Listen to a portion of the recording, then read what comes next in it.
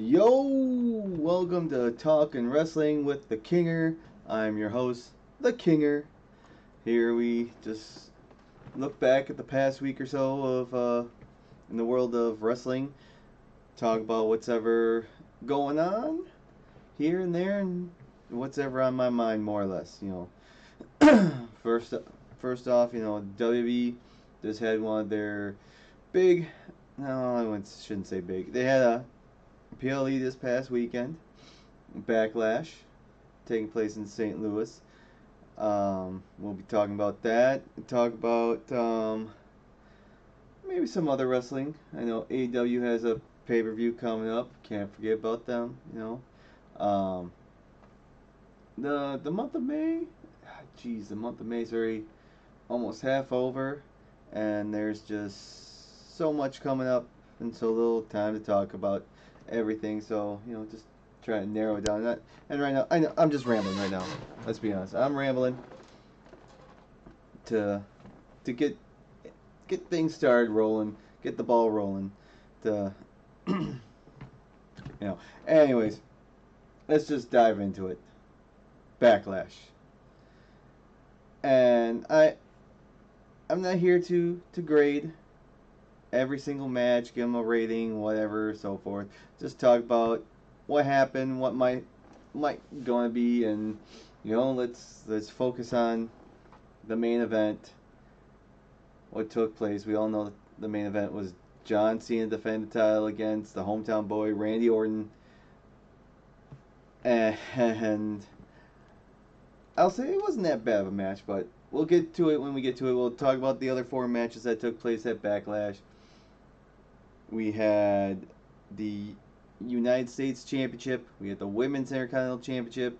We had the Men's Intercontinental Championship. And a grudge match to talk about first before we get to the main event, WWE Championship.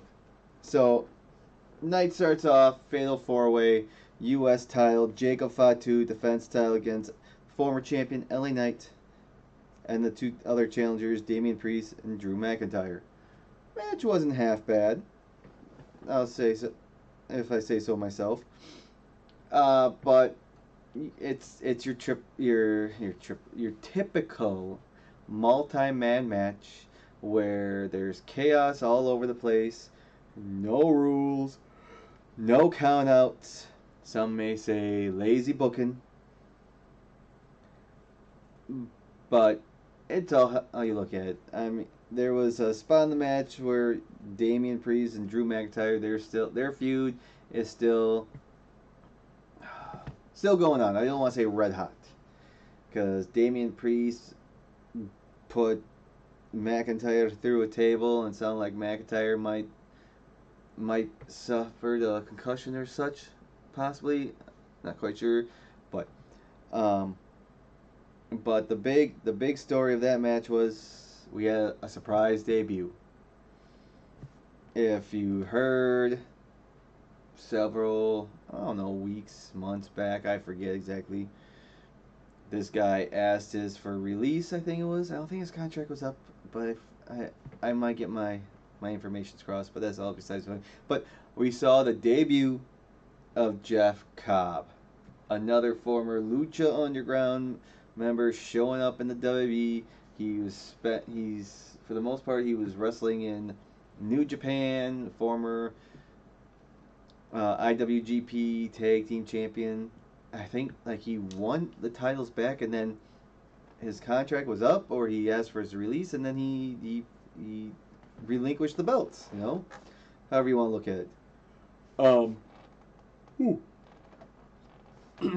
He showed up and aided Jacob, so we know that he's aligned himself with the Bloodline, if they're still called the Bloodline, with Jacob and Solo, and I think, is it Tama Tonga? I think. Anyways, I digress. But Jacob Fatu retained his title thanks to Jeff Cobb, and we'll see where this goes. I mean, Jeff Cobb, he's a good performer, wrestler, what I've seen in the past, and like He's built. I think he's from Hawaii. He's built like not like Jacob. I don't say like maybe just a little smaller version of oh, what's his name now? Gosh, he's hurt because he has a broken ankle or whatever. Ah. Oh, I digress. Name just skips me right now. That's besides the point. So we'll see where this how that new faction goes. What's next for LA Knight? Is he still going to be challenging, trying to get the U.S. title back? Um, I say for LA Knight, maybe. I mean, I think this feud's still going to go on. Unfortunately, they need to move on, move past it, to be honest. But it wouldn't hurt to see LA Knight, John Cena, maybe. You know, possibly. I don't know what there is now for LA Knight. Maybe not. Well, title chaser is good for him, but maybe not. Let's see what he does and how this feud between the Bloodline continues. And like I said, it sounds like Damian and Drew, their feud is far from over. Um, we move on. The women's Intercontinental Championship match was next. Lyra Valkyria successfully retained her title against Becky Lynch. And it was an okay match. It was the second longest match of the night, 18 minutes and 45 seconds. The fatal four-way was only 17:55, but ugh. Like I said, it wasn't that bad of a match. It was okay for what it was. Um, it's just like Becky Lynch kept getting more and more and more frustrated when it came to when Lyra kept kicking out. Okay, it kept when she kept kicking out. Becky just got seemed more frazzlematazed. Just, just I don't know how to put it, but and then in the end, when it looked like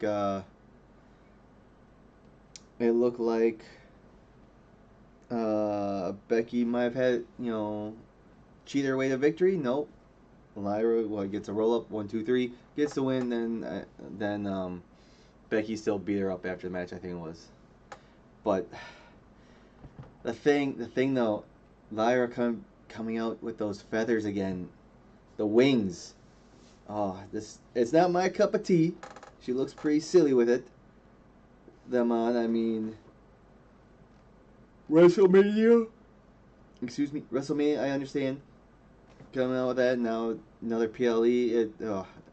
She looks so stupid. But that's just me. I'm sure there's people out there that like that look. Other people agree with me, but I digress. Um, I don't know if this feud is going to continue after the PLE, after Backlash. If it's going, we see it Saturday night's main event. If it's going to happen, come up to I think Money in the Bank's next in line for the main roster PLE.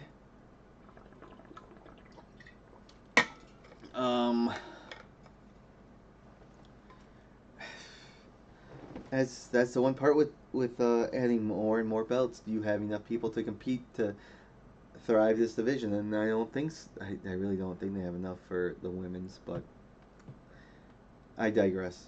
We'll see. I am sure this feud between Becky and Lyra is not over. We know Bayley's probably gonna get involved at some point.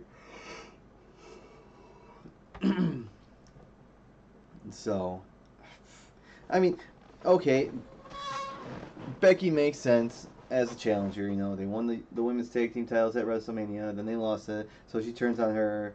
They had a brief history when Becky was the NXT champion, and then Lyra beat her for it. But even if this is the end of the feud, which I highly doubt, who's next in line for the IC title? You know, who's next to challenge her, Lyra? You know, I don't know. That's the one thing with the thinness of these women's divisions. But yet, you know, they have enough for two world women's championships. They have enough for two women's secondary championships, and they have one enough women for a tag team division. That's split between the two shows. I don't know. We move on to the men's IC title, which shortest match of the night, I do believe. Yeah, 9 minutes 20 seconds. Not surprised how it turned out.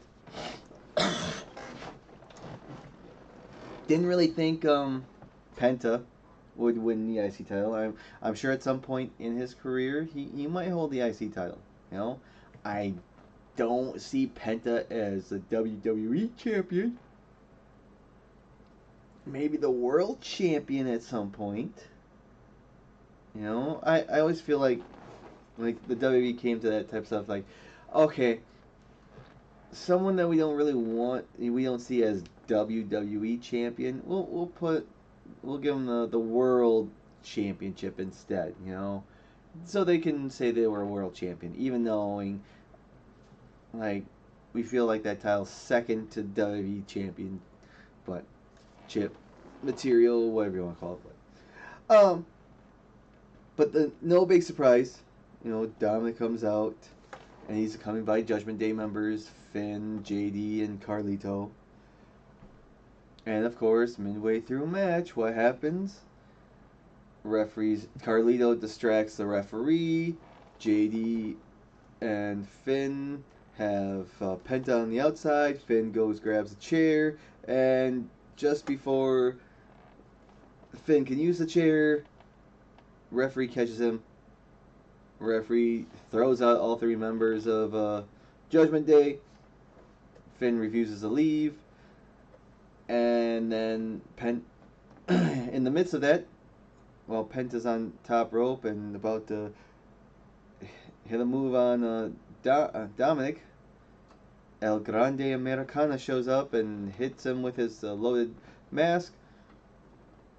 Dominic recovers, hits a frog splash, 1, 2, 3, still champion. Still champion, no surprise. But obviously, it looks, you know, we're continuing this feud between El Grande Americano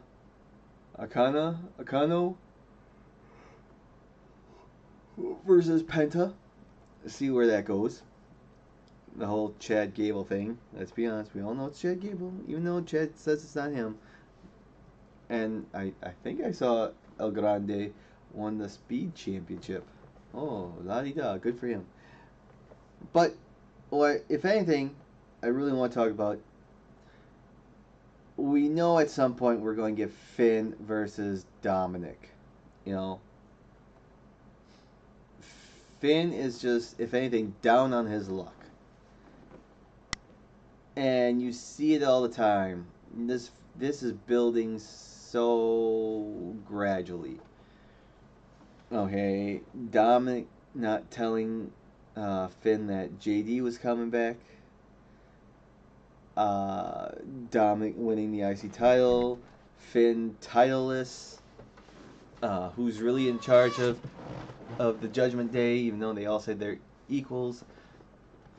It's gonna boil down to that these two are gonna have a match, and I think it's gonna turn Dominic into this huge baby face when it does happen. Because you see week in, week out, when it looks like, you know, Finn's comes out there and quote unquote tries and help Dominic, and he always gets caught in the act by the ref. Oh, what a shocker, you know? And it feels more intentional. And the little what's the word, nuances in the back when Dominic asks Finn to do something, or this or that, and it looks like Finn's just gonna be so mad. It's like, oh, don't worry, buddy, I got you. Or, oh, he just laughs it off and continues. But I'm telling you, at some point, Finn's gonna cause Dominic a match, and then Finn is just going to turn on Dominic, and the crowd is just going to chant. Is just, I feel like, going to cheer for Dominic once Dominic fights back. You know, turn him into a sympathetic babyface. To some extent, I think. And then JD needs to decide, is he going to stick with his buddy, with Finn, or is he going to, side with Dominic? And is Finn going to be that lone prince, or is his friend going to stay with him? So, I'm looking forward to that. Whenever that's going to happen, I'm sure, say something at Money in the Bank qualifying matches will probably start happening soon, and one of them will get in and one won't, and at Money in the Bank, potentially,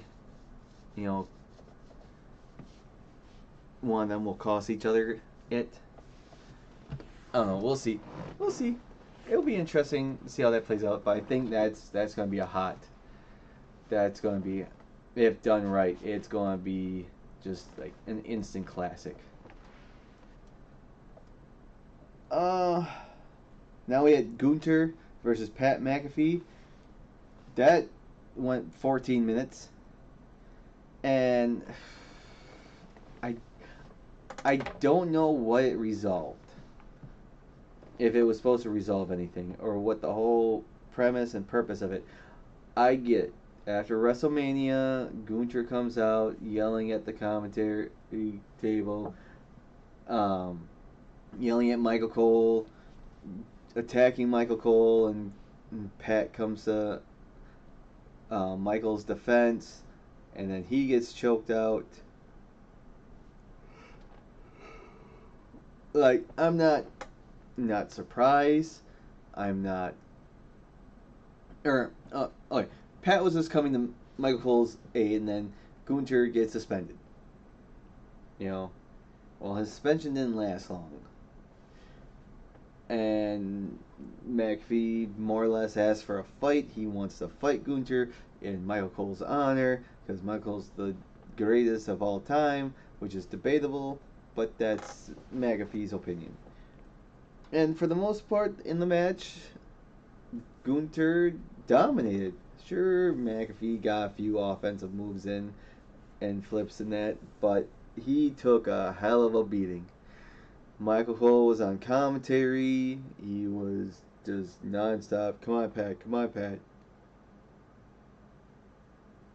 And even at one point, he leaves the commentary's table to more or less interfere in the match on Pat's behalf. He at one point he also held down Gunther's leg when it looked like McAfee was getting a pin, was almost got a 1-2-3, but nope, that didn't stop him. And in the end, Gunther wins by technical submission. Pat never officially said I quit or tap or whatever. And Gunther wins. Pat McAfee's all beat up and bloody, and he walks off. So I don't know what the premise was. I don't know what the premise of that match was. I mean, I could understand if okay, Gunther's suspended, and he takes a month or two off. Okay, it makes sense. He attacks the commentary team who aren't wrestlers or active wrestlers, and just give Gunther some time off and rest, relaxation, whatever, till say close to SummerSlam, Money in the Bank, or whatever, No, he takes a week off and then comes back and gets a match. Now what? Now is it setting up for? I don't know. We'll see, I guess. Now it's time for the main event. Main event time. John Cena, Randy Orton, Undisputed WWE Championship on the line. And that too was a decent match. Okay match. I just want to get to we fast forward through the match and we get to the point where the first referee, I don't know their names. First referee was already knocked down not once but twice. Once in the ring and then one outside the ring. He takes a stair bump and he's unconscious. Randy tries to put Cena through the announcer's table with an AA. He ended up pulling out a quote unquote real table and puts him through that one instead. While the announcer table, he hit the AA on Cena, and the table didn't really break, and then it broke or came apart. But I digress. But then Orton hit an RKO. Referee comes down. 1, 2, no, because there was no referee there, and it took forever for him to run down. Okay, understandable. But then Cena has the championship belt and was going to deck Randy. Randy ducks and hits out the second referee. This is where it got confusing in the match. To some extent, but yet for the most part they let it play out, even knowing they shouldn't have, or they could done a better job of setting this all up.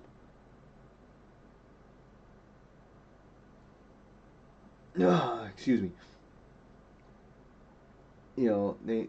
Cena knocks out the second referee.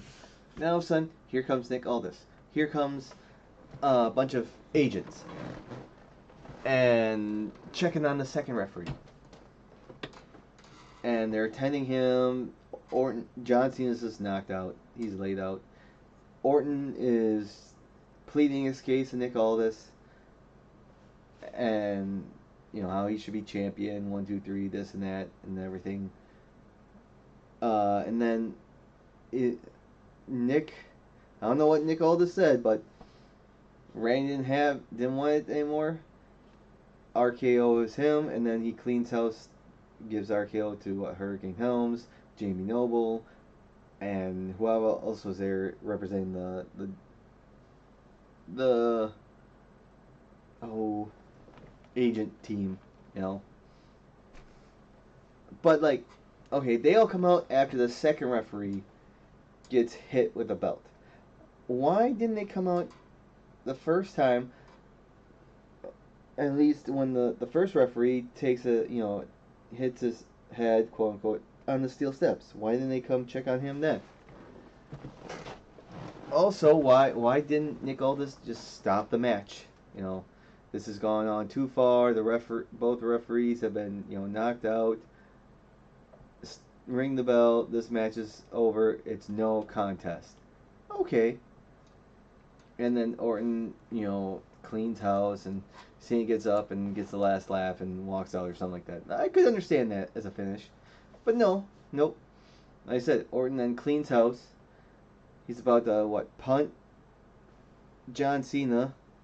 But then here comes R-Truth. R-Truth comes out, stops Randy Orton. And Randy Orton's just dazed and confused, like, what's going on? With R-Truth, because R-Truth, for some reason, still believes in John Cena, his childhood hero, even though he's older than John Cena, but I digress.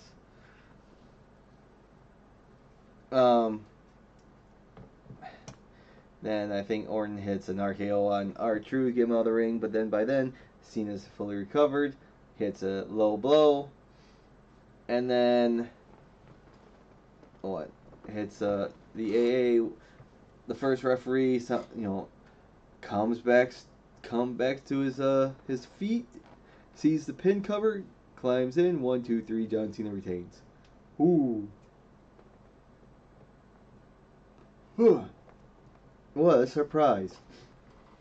Like I said, should have known this ever since it was announced that Backlash was going to be in St. Louis after John Cena won the title. That this match was going to happen last time.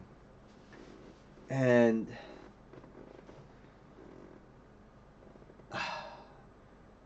where do we go from here? I know there was talks that John Cena versus Nick Aldis at WrestleMania might have happened, but obviously it didn't. Are we going to get a Nick Aldis Randy Orton match? Maybe. Let's have to wait and see, I guess.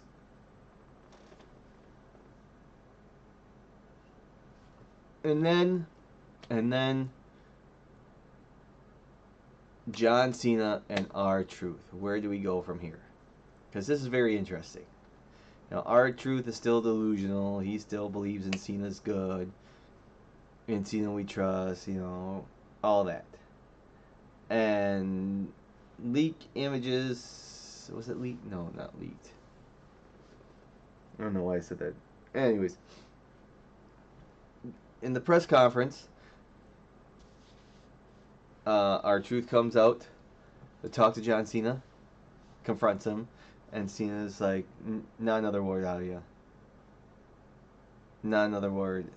And R-Truth said something, and then Cena picks him up and puts him through a table. Like, whoa! Okay. Are we going to get a, say, R-Truth John Cena match at Saturday night's main event? Maybe. Maybe not. Who knows? And this feud, this relationship goes back 13 years? 13, 14 years? Because around 2011, I think it was, R-Truth had a heel run and was attacking John Cena and talking about all the little Jimmies out there.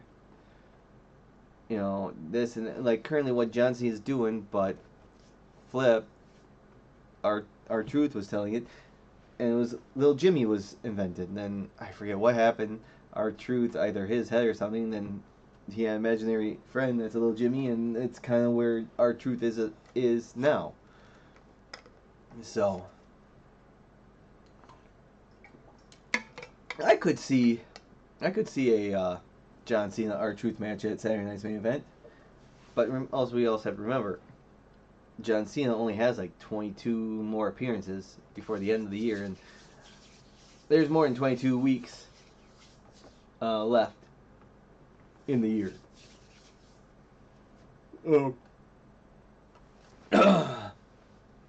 So there's that. That's Backlash more or less.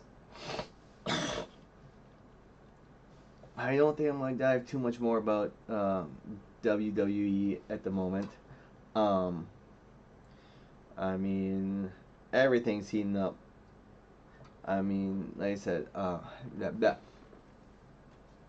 NXT has a PLE coming up, I think, at near the end of the month. I would have to take a look. I'll do that right now. When is WWE? I think it's Battlegrounds. Because there's one match for sure. I think there might be two. Let's see. No. Gotta learn how to type. Battleground.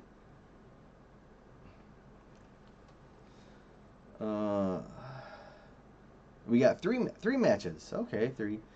NXT Championship, Women's Championship, and what I was trying to alluding, the TNA World Championship. We have Joe Hendry versus Trick Williams. So what they claim the first time ever, the TNA World Championship will be defended in a WWE ring. And we got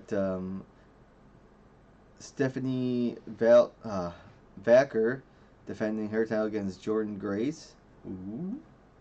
And then the men's NXT Championship bout, Oma Femi defends title against Miles Bourne, the Kyle Fletcher lookalike doppelganger. So, maybe talk more about that next time, because that'll be coming up. Oh, geez, That's the one thing I forgot to look at is the date on that thing. Um,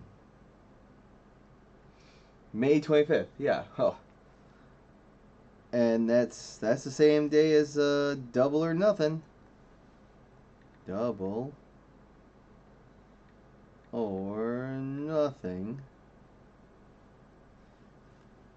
And it's also May 25th, so ooh, little contract of interest there. And how many? And there's only 2 matches so far for that, and we'll get to the AEW in a little bit. A little thoughts about that in a little bit, but before I get that far, I just want to quickly talk about the passing on Sabu, who died at the age of 60. You know, I mean, as a fan, I was hooked day one when I saw him, heard about him, and just the things he was doing in the early 90s, you know, you didn't see worldwide. And I was late to the game when I started wrestling, so I mean, it was new to me, and it was like, whoa! You know, they didn't call him the, what is it? This homicidal, suicidal, genocidal for no reason, putting his body on the line, wrestling in those death-defying matches. You know, the nephew of the original Sheik. I mean, you wonder how he didn't die sooner. Not to sound, you know, mean, you know, what's the word? But I mean, there was one match where he tore his bicep on barbed wire, and as for a roll of tape, athletic tape, to tape his arm shut so he can finish the match. So, you know, numerous barbed wire matches, numerous thumbtacks. You know, he always loved his tables. He always had a chair and a table. You know, and just the springboard and all that. And you can't tell me people, modern day wrestlers, did not get some inspiration one or another from Sabu. You know, and like I said, him teaming up with Rob Van Dam, you know, I felt like they were, you know, a great tag team. I don't want to say semi underrated greatest tag teams. Maybe, but that's just my opinion. They just, you know, they were friends. They clicked. They both got trained by the original Sheik. So, I mean, he for peak sakes, just a few weeks ago, he had his final match against Joey Janela in a barbed wire match. So he'll be truly missed. But I mean, maybe it's you know, he was 60. That's a lot longer than some wrestlers make it. It seems like from his generation, his era. So, I mean, like I said before, I was a fan of Sabu. I loved watching him. The whole Hannibal Lecter entrance, straight jacket, Dolly bringing mouth covering, like that gimmick. But so the wrestling world lost a true hardcore legend. And just go and watch a match of his, you know. Now, let's move on. We're going to wrap this up shortly, but just want to throw a few more things out there. I mean, like I said, end of the month, I mean, May 25th, you have Double or Nothing, you have Battleground, there's no S, Battleground. So, that's a busy weekend. The 24th, you have Saturday Night's Main Event, and Battleground AW pay-per-view Double or Nothing. I mean, there's only 2 matches set so far for Double or Nothing, and they're both the Owen Hart Foundation Championship Finals or whatever, where the winner gets a title match, a world title match. So in the women's, it was it's Mercedes Moné, who just lost her New Japan Strong Championship, Women's Strong Championship, I do believe. So she's down a belt. And Jamie Hayter, which I'm pretty sure Mercedes Moné is going to win that match if I had to choose now. And then on the men's side, you have Will Ospreay versus Hangman Adam Page. And I'm pretty sure Ospreay is going to win that match. You don't think they would give it to Hangman, but who knows? Who knows? It's AEW, anything's going to happen. But speaking of Will Ospreay, there was a few comments. Now I'm going to paraphrase it. That he came out this past week or so, which I just find puzzling. And, you know, first and foremost, I'll give him credit where credit is due for what he does. He's good at his quote-unquote style of wrestling. He's good at what he does. The flips, the acrobatics, and stuff like that. But he was saying, where should I start? What's the first? He feels like even on his worst day, he's still better than over half the roster in the WWE. And it's like, okay, that's like your opinion, man. And I mean, if we're comparing of what you do, sure, fine. But I don't know. That just sounds like a very arrogant thing to say. And then he also mentioned how WWE isn't for him. You know. And that's fine. He didn't want to deal with the grind. He'd rather get paid lots of money and stay home and get shipped in when time comes. And said that, you know, when AEW opened up and he got the first chance, you know, they do that sports-based style. And I'm like, whoa. Sports-based style?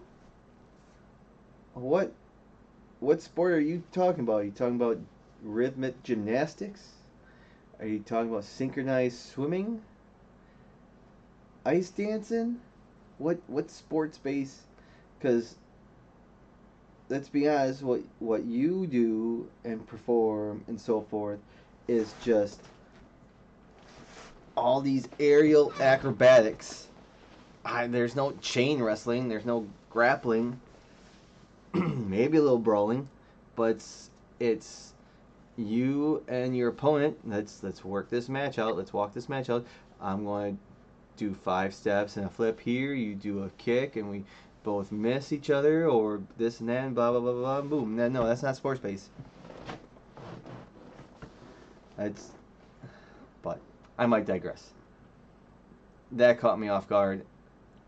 And then there was one more that just came out recently saying how he doesn't like the hard camera, or how the WWE did all their cuts and things. The camera should be more or less, the camera should be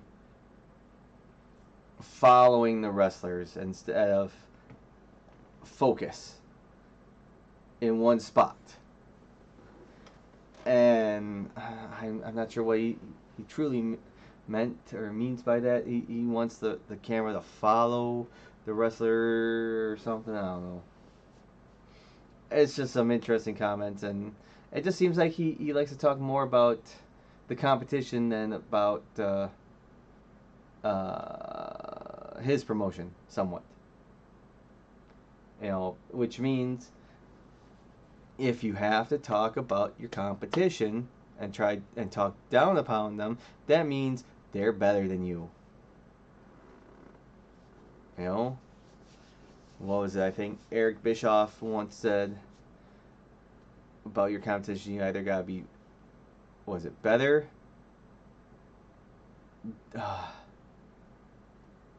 On par or different. And well, they're pretty much, they are different than the competition, but I don't think they're better than the competition or something like that. I don't know, but I think more or less we'll call it there. Call it wraps. I don't know what more to say. We got Raw's coming up, the Backlash Fallout. I'll see what goes on there. And we know Logan Paul wants his hands on Jay. You know, Seth and Sammy are button heads.